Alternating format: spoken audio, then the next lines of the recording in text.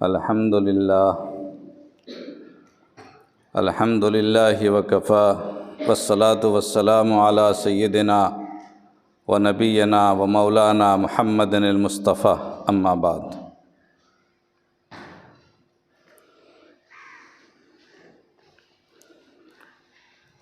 عزیز طلباء اور حضرات اساتذہ،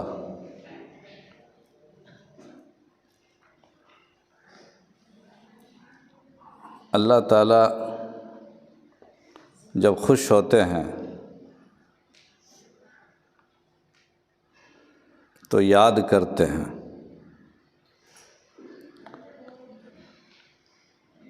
جب انسان اللہ کو بھلا دیتا ہے تو اللہ تعالیٰ بھی اسے بھلا دیتے ہیں۔ اب یاد کرنے کا طریقہ الگ الگ ہے۔ کبھی اللہ تعالیٰ بہت زیادہ نعمتیں دے کر کے یاد کرتے ہیں اپنے بندے کو، اور کبھی مصیبت دے کر یاد کرتے ہیں۔ دونوں حالت اللہ کے یاد ہی کرنے کی ہے۔ اگر اللہ نے یاد نہیں کیا تو ہمیں عطا کیسے فرمایا، چاہے مصیبت ہو چاہے نعمت ہو۔ اس لیے طالب علم ہو چاہے کوئی مسلمان، کوئی بھی چیز پیش آوے، کوئی بھی تنگی پیش آوے کسی راستے میں، کسی طلب میں، جد و جہد میں، تو سمجھنا چاہیے کہ اللہ تعالیٰ ہم سے خوش ہیں، اللہ تعالیٰ نے ہمیں یاد تو کیا ہے، ورنہ جب اللہ بھلا دیتے ہیں تو کچھ بھی نہیں دیتے ہیں۔ اور یہ زندگی جو ہمارے پڑھنے کی زندگی ہے، پڑھانے کی زندگی ہے، مدرسے کی زندگی ہے، ہم بھی ہر وقت اللہ کی یاد میں لگے ہوئے، چونکہ صبح اور شام اللہ رسول کے علاوہ کوئی وظیفہ ہی نہیں ہمارا۔ اور اللہ تعالیٰ کو جب حدیث میں ہے کہ جب اللہ تعالیٰ کو بندہ یاد کرتا ہے تو جتنا بندہ یاد نہیں کرتا اس سے کئی گنا اللہ تعالیٰ اسے یاد کرتے ہیں۔ تو اللہ تعالیٰ ہمیں یاد ہیں، اور اللہ کو ہم یاد ہیں، اس پر جتنا شکریہ ادا کریں ہم کم ہیں۔ اور یہ اتنی بڑی دولت ہے، یہ اتنی بڑی خوشبختی ہے، یہ اتنی بڑی نعمت ہے کہ ہزار دولت اور ہزار خزانے لٹا کر کے بھی انسان حاصل کرنا چاہے تو نہیں کر سکتا۔ اسی لیے بڑی بڑی تکلیفیں اٹھا کر لوگوں نے اس نعمت کو حاصل کیا ہے، مدرسے کی زندگی کی نعمت کو۔ مدرسے کی زندگی کی ایک نعمت ہے، ایک دولت ہے جو نعمت کبریٰ ہے۔ خاص طور سے اس دور میں پوری دنیا میں، پورے ملک میں سوائے اس جماعت کے کسی سے دین قائم نہیں ہے، اصل دین۔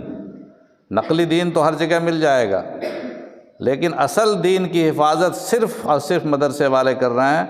اس لیے جو طلباء یہاں پر منتخب ہیں، جو اساتذہ اور خدام اس مدرسے کی خدمت کے لیے منتخب ہیں، یہ ان کی خوش نصیبی ہے کہ وہ اس کشتی نوح کے ساتھ جڑے ہوئے ہیں اور اس پر سوار ہیں۔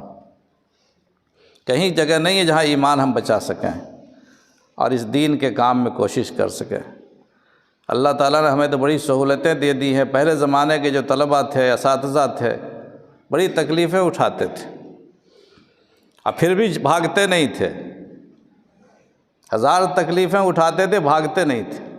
کہتے تھے بھاگ کے جائیں کہاں، یہ نعمت ملے گی کہاں، یہ سکون ملے گا کہاں، یہ جو اللہ تعالیٰ سے قرب ہے اور اللہ اور رسول اور دن رات اللہ کے جو وظیفہ ہے، یہ کہاں ملے گا موقع؟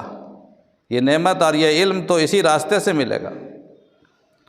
ہمارے بزرگوں میں حضرت مولانا قاری صدیق احمد صاحب باندھوی رحمۃ اللہ علیہ ابھی ماضی قریب کے بڑے اکابر اولیاء اللہ میں گزرے۔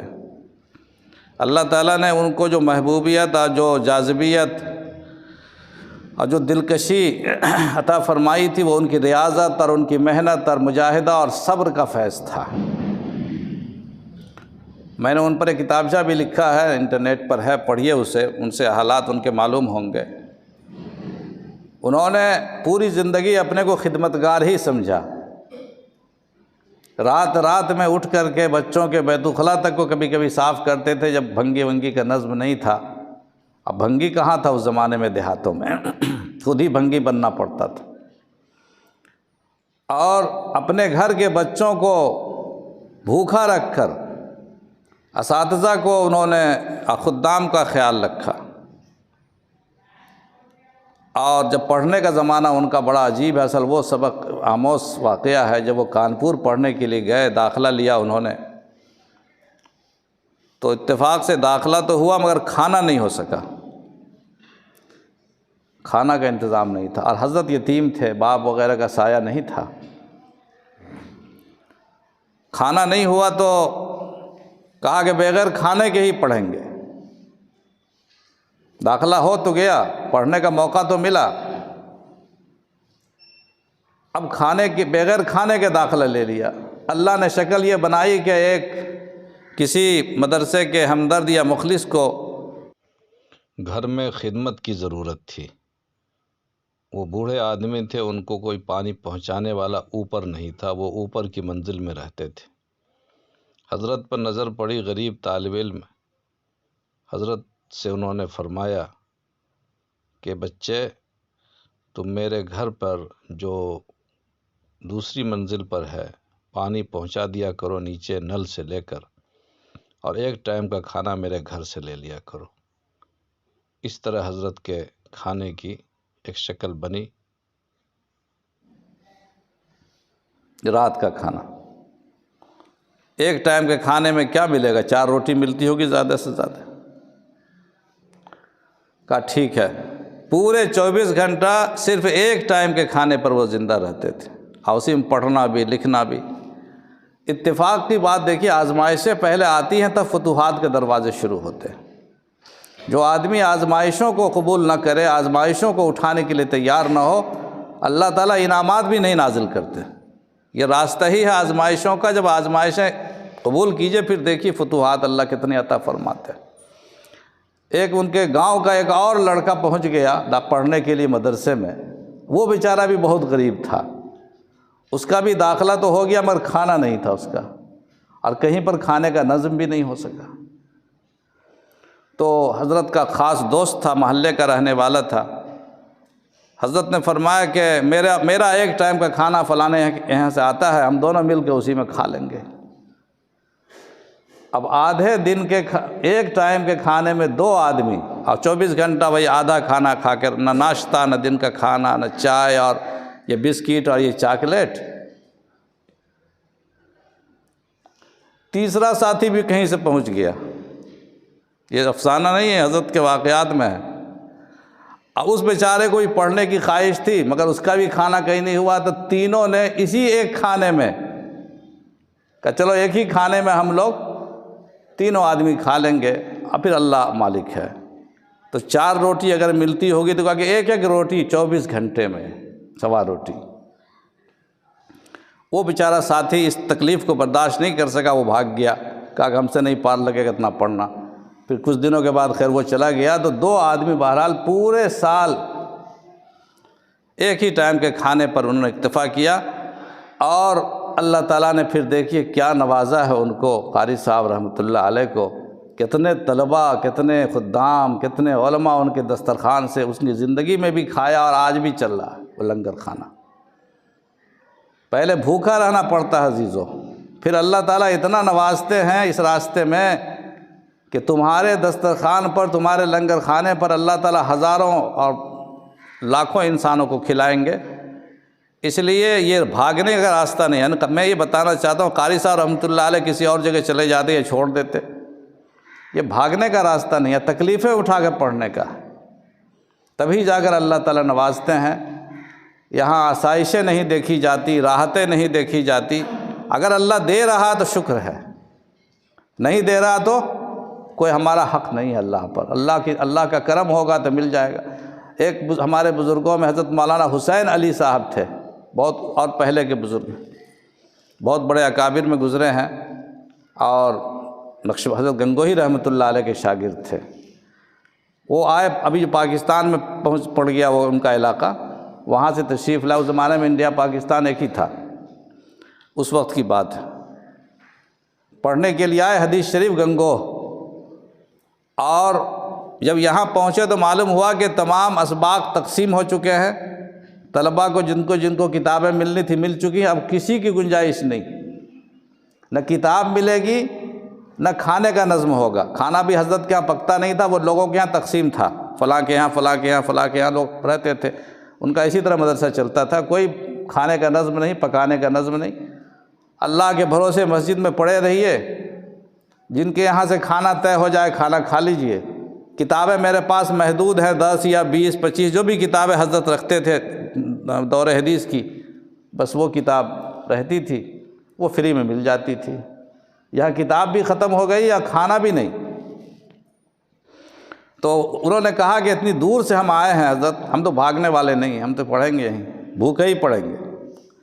تو کہا کہ ایک شرط ہے کہ کھانے کا نظم آپ خود کیجئے، اور کتاب میں اپنے کسی ساتھی سے بات کر لیجئے، اسی ساتھی کے ساتھ اپنا بیٹھ جایا کیجئے پڑھنے کے لیے، ایک کتاب میں دونوں ساتھی پڑھیے تو آپ پڑھ سکتے ہیں۔ اس طرح سے حضرت مولانا حسین علی صاحب رحمۃ اللہ علیہ نے پڑھنا شروع کیا۔ انتہائی ذہین ترین آدمی تھے وہ، انتہائی ذہین۔ اللہ تعالیٰ نے بعد میں ان کو اتنا بڑا مفسر قرآن اور اتنا بڑا فقیہ اور محدث اور صوفی اور شیخ بنایا کہ نسبت قرآنی میں ان کو اپنے دور میں سب پر سبقت حاصل تھی۔ حضرت مولانا گنگوہی فرماتے تھے کہ اتنا ذہین طالب علم ہماری زندگی میں کبھی آیا ہی نہیں۔ حضرت گنگوہی کی زندگی میں، میری زندگی میں اتنا ذہین لڑکا کوئی نہیں آپ تک پڑھنے کے لیے۔ تو 1-2 دن کے بعد پتہ چل گیا کہ تو بڑا ذہین طالب علم ہے اور اتنی دور سے آیا، سرحد کے علاقے سے آیا۔ حضرت نے فرمایا کہ ایسا کرو کہ میری بیٹی کی یہاں سے ایک ٹائم کا کھانا لے لیا کرو۔